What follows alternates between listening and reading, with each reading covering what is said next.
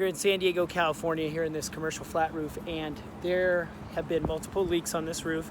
The membrane's actually in decent shape, but we came out, I evaluated it, identified the leak areas. Our crew came out and did some repairs and sealed the areas.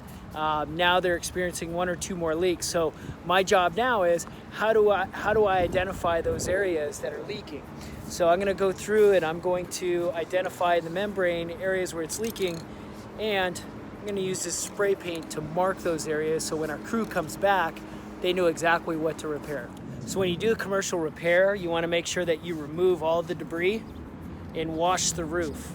So you remove debris like this, all these leaves, there's nails up here, there's screws up here, there's trash, there's buckets of paint, there's wood. I mean, there's all kinds of stuff you'll find up here, but there's all kinds of trash that needs to be removed. So we remove all the debris, and then we come up here with a power washer and clean and prepare the surface. Even if we do small spot repairs, we need to make sure the area is clean.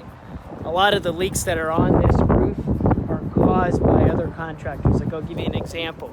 Had an HVAC contractor up here cutting pipe. Well, when you cut pipe, the little pieces of the metal comes off of the saw blade, super hot. It lands on the membrane. Well, when it's hot landing on the membrane like that, here I am yelling, it's super loud, we got planes flying over us. But when it's super hot landing on the membrane like that, it'll actually burn a hole through the membrane. And then you have all these rust spots. Like, see all this rust here.